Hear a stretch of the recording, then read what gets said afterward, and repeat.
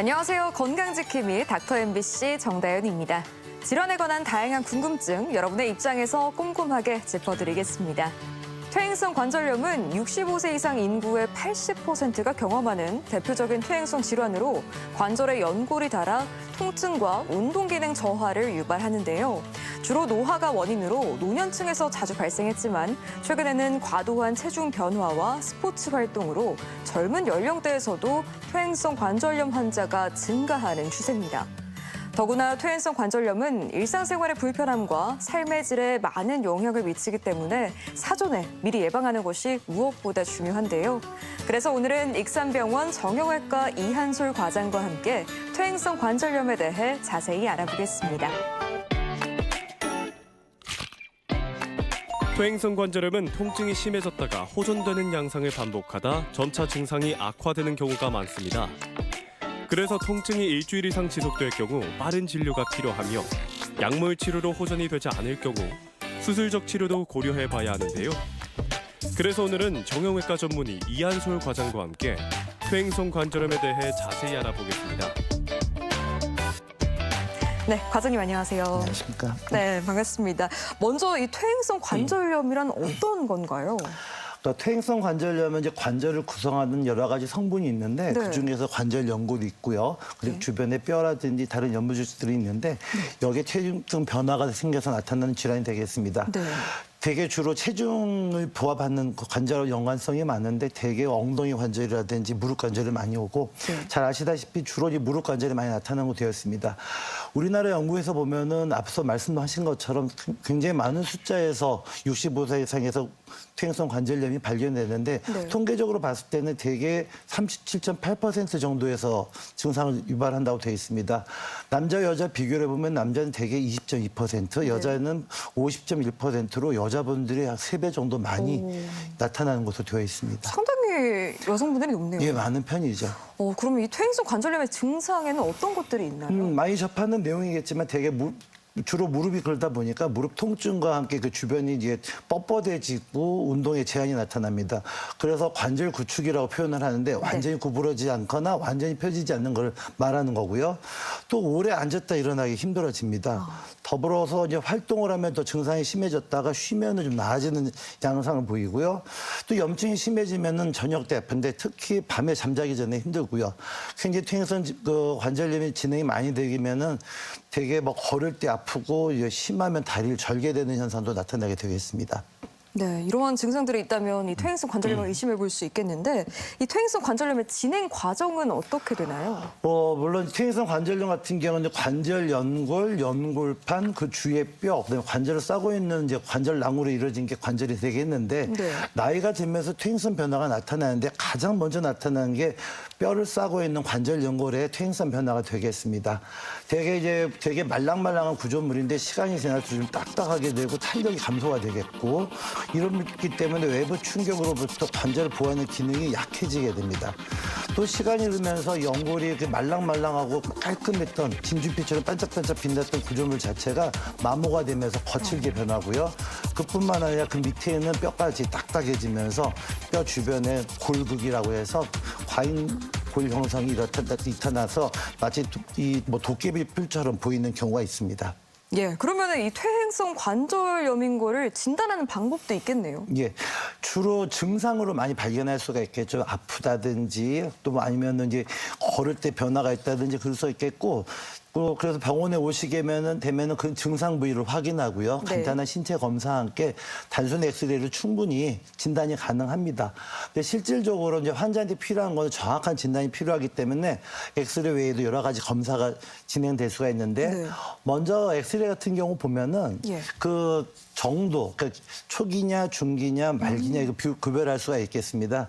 대개 관절 사이에서 관절 간격이 감소된다든지 관절면에 변화가 본다든지 관절 주변의 뼈의 변화, 뭐 아까 말씀드린 것처럼 골극 같은 게 형성된다든지 그러면은 퇴행성 관절염이 왔구나 볼 수가 있겠고, 또 다른 방법으로는 이제 무릎에서 관절액을 뽑아서 가는 관절액 진단 검사가 있는데 되게 일반적으로 관절액을 뽑아 보면은 되게 맑은 상태에서 약간 노란빛을 띠고 꿀처럼 점도가 높습니다. 하지만 퇴행성 관절염이 오게 되면은 물이 차서 붓기 때문에 검사를 해보는 건데 뽑아 보면은 물 양도 물론 늘어났겠고 그 색깔이 혼탁하면서 굉장히 점도가 낮습니다.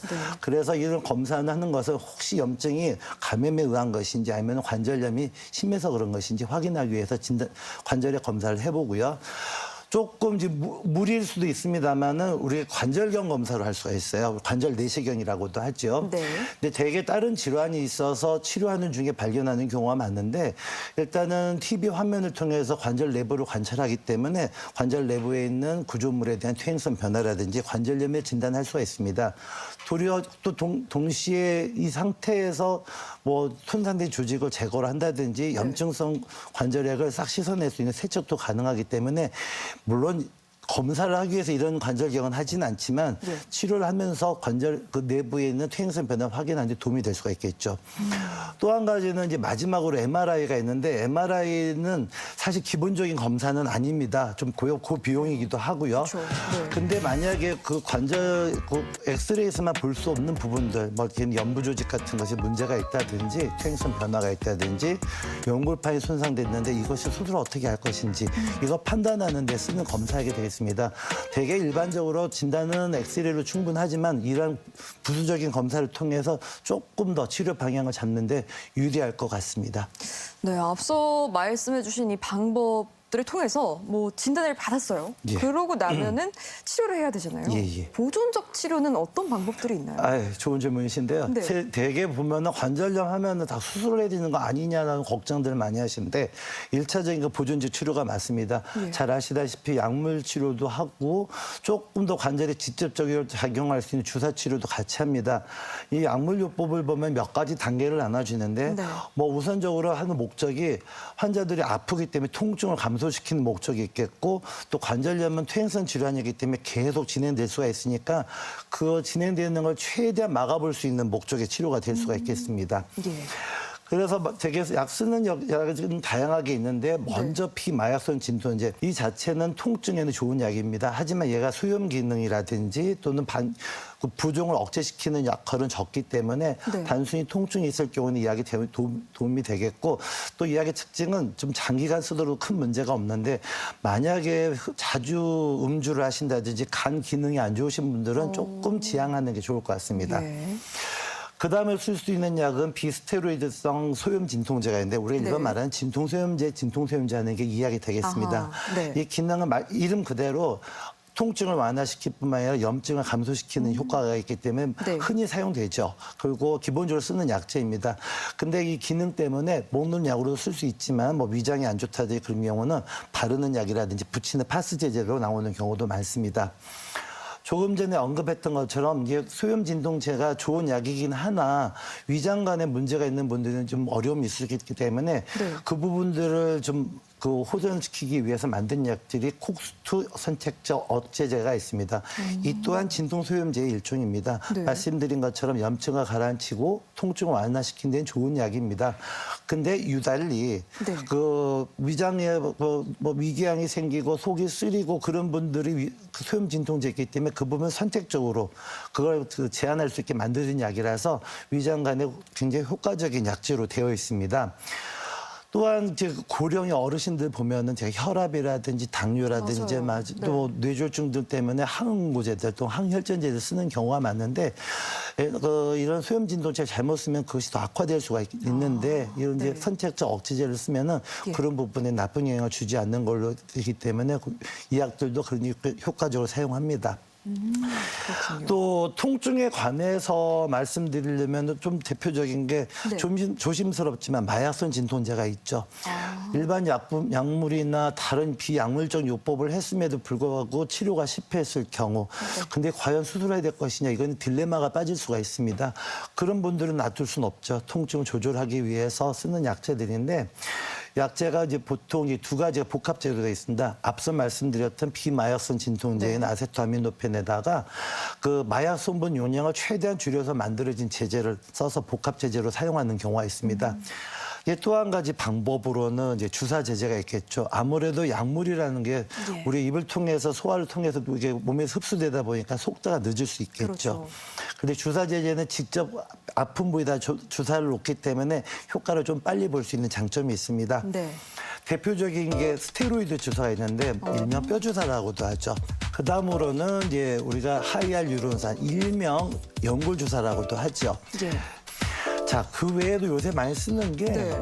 관절염이 있다 보면 관절 연골이 어떤 불의의 사고로 해서 떨어져 나가는 경우도 있겠고요. 그렇죠. 잘 없어져갖고 그 때문에 통증이 오는 경우가 있어요. 네. 그걸 보충하기 위해서 그 관절 안에다가 콜라겐 주사를 넣음으로써 그 빈 공간을 채워주는 역할도 하고 네. 요새는 이제 고농도 포도당 용액을 이용해서 증식 치료라고 하는데 예. 관절 내부나 관절 주변의 연부 조직을 회복시키는데 사용합니다. 그래서 이런 약제에 대한 부담감이 있다든지 그럴 경우에는 뭐 고농도의 포도당 자체가 뭐 당뇨를 유발시키는 건 아니기 때문에 네네. 그 주사를 씀으로써 당뇨라든지 다른 문제가 있는 분들한테 도움이 될 수가 있어서 이 치료도 많이 사용하고 있습니다. 굉장히 다양한 치료 방법들이 있네요. 방법은 많습니다. 네, 약물 주사 치료 설명을 해주셨는데 때에 따라서는 수술적 치료가 필요할 때도 있을 것 같아요. 예, 맞습니다. 그래서 이제 수술은 크게 이제 세 가지로 나눌 수가 있습니다. 완전히 관절이 망가져가지고 도저히 방법 쓰지 않을 때는 잘 아시다시피 인공관절을 해야 되겠죠. 예. 근데 관절이 상하더라도 또 이게 다 상한 게 부분적으로 상하는 경우에는 그 교정하는 뼈를 쳐서 교정하는 절골술이 있고요. 앞서 말씀드린 것처럼 진단 목적으로 해서 우리가 하는 관절경을 포함해서 그 치료하면서 손상된 부분을 다듬어내고 또 하는 치료 방법인 관절경 수술이 있겠습니다. 네. 하나씩 살펴보면은요, 예. 이제 관절경 수술은 치료법 자체가 간단하고 수술 시간이 짧습니다. 그리고 회복이 빨라서 환자에게 또 한 가지 이제 환자 관절을 망가뜨리지 않는 거기 때문에 그 관절을 자기 관절 그대로 쓸 수 있다는 장점이 있어서 수술 후에도 본인의 일상생활에 이내 복귀가 가능합니다. 그 다음에 두 번째로 말씀드렸던 게 교정 절골술인데 이거는 무릎 관절이 다 관절염이 온 게 아니라 무릎 안쪽이 안쪽, 바깥쪽이 안쪽 부분적으로 온 경우가 있어요. 그러면 다리가 자꾸 안쪽으로 휘든지 바깥쪽으로 휘든지 이런 변화가 올 수가 있습니다. 예. 그러면은 이걸 어떻게 잘 교정해 보면은 체중 부하하는 축에 대해서 약간 건강한 축으로 이동할 수만 있다면은 통증을 조금 분산시킬 수가 있겠죠. 그렇죠. 네. 이런 교정 절골술을 통해서 이렇게 걷는 것들도 조금 뒤뚱거리지 않게 걸고 다리가 휘지 않게 함으로써 통증을 완화시켜주고 조금 더 편안하게 생활할 수 있게 할 수 있는 방법이 되겠습니다. 끝으로 이제 자주 말씀드렸던 인공관절인데 네. 인공관절이라는 거는 정말 무릎 관절이 너무 상하고 너무 휘어서 일단은 일상생활에 영위하기 힘들게 하는 겁니다. 예. 그래서 이제 아무래도 관절 연골이 손상되면 그 노출된 뼈 때문에 통증도 많이 오고 그래서 이것은 이제 뼈 약쪽 끝단을 조금 한 10mm 정도 절단하고 거기다 관절을 인공 보형물을 넣음으로써 우리 치아 임플란트 하듯이요. 네네. 그렇게 함으로써 관절을 만들어 주는 겁니다. 이게 내가 미우나 안 이쁘나 뭐 고우나 내 관절이면 참 좋겠지만 이미 망가진 것이 더 이상 회복이 안 되는 상황이기 때문에 이 수술은 좀 어떤 면에서는 수술한 입장에서 그렇고 최종 단계의 수술인 것 같습니다. 그래서 이 수술에 있어서는 상당히 좀 고려를 해보고 수술 여부에 대해서 결정하는 게 중요하다고 생각합니다. 네, 또 궁금한 게 고령의 환자나 또 고혈압이나 뭐 당뇨가 있어도 수술이 가능한지가 좀 궁금해요. 예, 맞습니다. 항상 걱정하고 물어보시는 내용들이죠. 왜냐면은 이제 어르신들이다 보니까 아무래도 내과적 질환들이 동반된 경우가 많습니다. 그래서 혈압이라든지 당뇨가 있고 또 경우에 따라서는 조금 뇌졸중을 앓으셨던 분도 있고 이제 그런 문제점이 있으신 분들이 많습니다. 그래서 실질적으로 저희가 그 국내 논문을 보면은 평균을 내보면은 보통 70세 전후에 요새 인공관절을 하고 있고요. 네. 최근에 발표된 걸 보면은 보통 그런 분들이 70세 전후라고 했을 때 고혈압 같은 경우에 유병률 한 75%, 당뇨나 25%, 50%, 25에서 50%꽤 많은 걸 가지고 계시더라고요. 그래서 병원에서 수술할 적에 항상 이런 부분들을 어르신들이기 때문에 고려를 하고 합니다. 그래서 수술 전에 필요한 검사들을 많이 하죠. 뭐 심장 초음파라든지 병원의 내과 선생님들 통해서 혈압이라든지 당뇨 또는 약들이 잘 반응을 하는지 보고하기 때문에 무작정 하는 병원은 하나도 없습니다. 그래서 일단 어른이라는 거 따지고 그러기 때문에 생길 수 있는 것들을 감안해서 수술하기 때문에 항상 수술 전 검사를 통해서 혈압이라든지 당뇨라든지 또는 항응고제, 형혈전제제 같은 복용을 확인하고 하고 수술 후에도 그걸 관리하기 때문에 대부분 문제 없이 수술 잘 하고 있습니다. 그래서 대부분의 경원들이 수술을 한다고 했을 때는 선생님들이 가보면은 어르신들이 보면은 무슨 수술한테 이게 복잡해 그럴 수도 있긴 하겠지만은 다 그것들을 검사하고 안전하게 수술하기 위한 것들이기 때문에 조금 번거롭고 하시긴 하겠지만은 건강을 위해서 준비하는 거기 때문에 양해를 구하고 있습니다. 네, 그래도 안전하게 수술이 이루어지고 있네요. 네. 이 무릎 인공 관절 수술은 관절염이 어느 정도 진행이 됐을 때 하는 건가요? 네, 맞습니다. 되게 사실 중요한 부분이긴 하죠. 대개 이제 벗는 것은 앞서 잠깐 말씀드리긴 했지만은 연령을 먼저 봐야 되겠고요. 두 번째는 꼭 봐야 될 것이 엑스레이, 즉 방사선상 검사에서 관절염이 어느 정도 심한 정도인지 판단을 해야 됩니다. 그다음에 마지막으로 이제 환자 증상 정도를 봐야 되겠죠. 물론 제일 중요한 것이 이제 그 증상하고 이건데 그 엑스레이의 진단이 어느 정도 부합돼야지 그것이 가능한 수술이기도 하고요. 또 중요한 거는 증상의 정도이죠. 약물 치료라든지 기타 여러 가지 방법을 치료했음에도 불구하고 일상생활에 영향을 줄 정도로 문제가 있다면은 수술적 치료를 고려해 봐야 됩니다. 근데 또 한 가지 또 봐야 될 게 나이 문제죠. 앞서 말씀드린 바와 같이 젊은 나이에서도 어렸을 때 류마티스 관절염이 있었다든지 아니면은 외상에 의해서 관절이 망가진 분들이 있어요. 그런 경우들도 뭐 다른 방법을 취할 수 없기 때문에 불가피하게 수술할 수가 있습니다. 두 번째는 대개 60세 이상의 어르신들 오랫동안 일을 하시다 보니까 생기는 병들이고 그러다 보니까 나타나기 때문에 아무래도 60대 중반 이상에서의 불편함이 있다면 수술적 치료를 고려해 볼 필요가 있겠죠. 그래서 또 한 가지는 뭐냐면은 요새 어른들이 건강하시죠. 건강하시고 또 불편하시긴 하시지만 건강검진 같은 걸 통해서 미리미리 건강을 많이 추스려 왔다 보니까는 저가 트레이닝 받을 때 60대 어르신하고 지금 60대 어르신 다릅니다. 예, 되게 70대 어르신들도 형님이나 누님 같이 죄송합니다. 이제 그 정도로 건강하신 분들이 많다 보니까는 분이 아니게 뭐 그게 건강하신다 하더라도 너무 많이 써서 어쩔 수 없이 인공관절을 일찍 하셨던 분들이 있어요. 죄송합니다만은 우리가 아무리 하나님도 아니고 또 신이 아니기 때문에 아무리 인공관절을 잘 만든다 하더라도 한계가 있죠. 그래서 이것이 마모가 되고 달아 없어질 수가 있고 상할 수가 있습니다.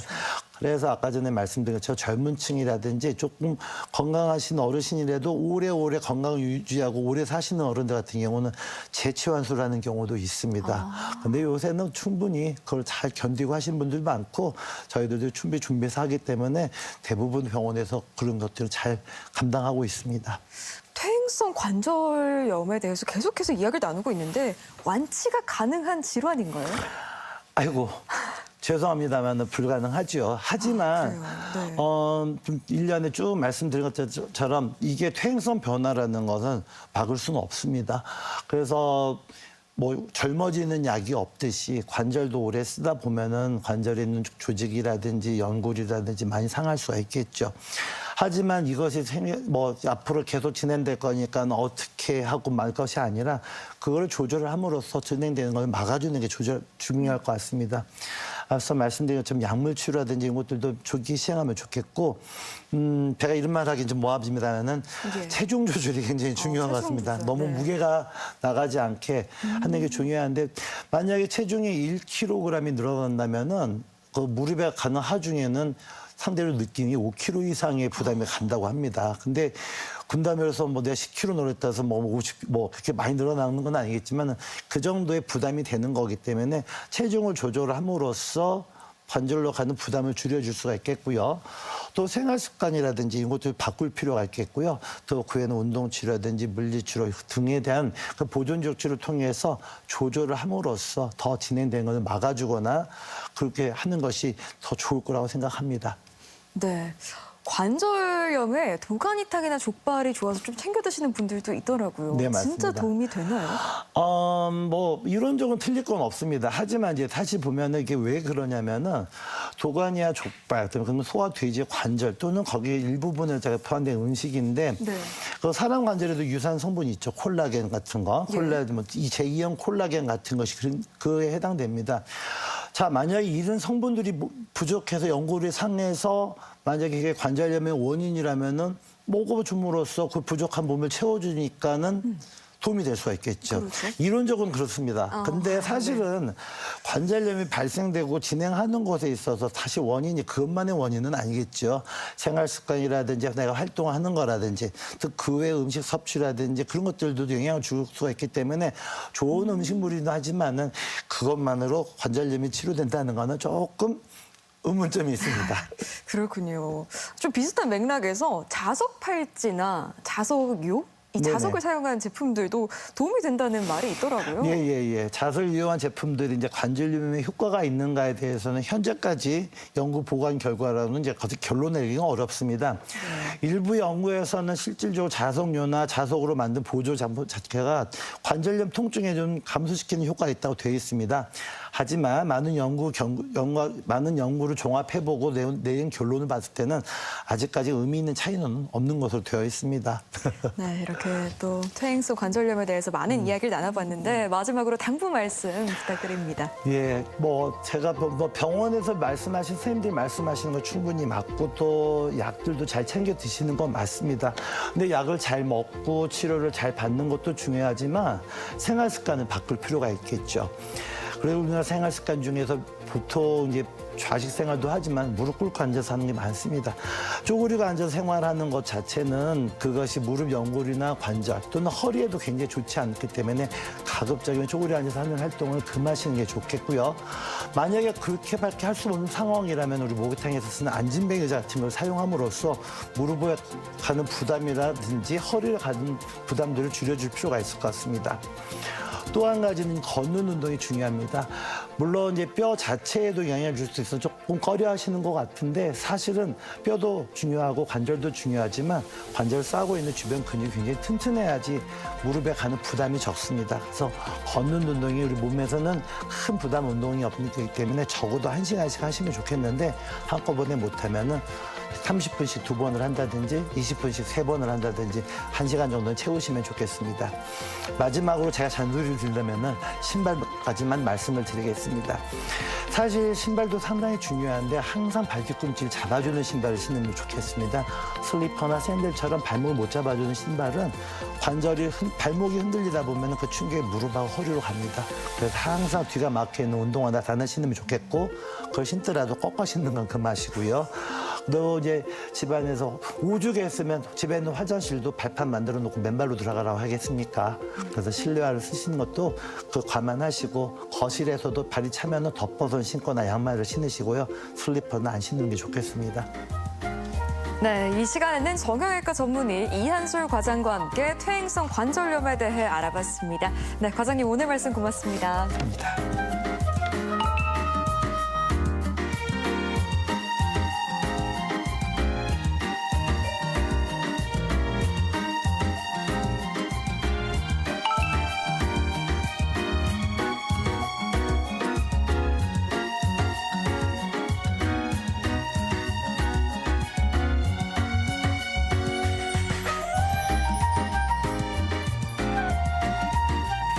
네, 손발톱 무좀은 많은 사람들이 겪고 있는 흔한 질환이지만 방치하는 경우가 많습니다.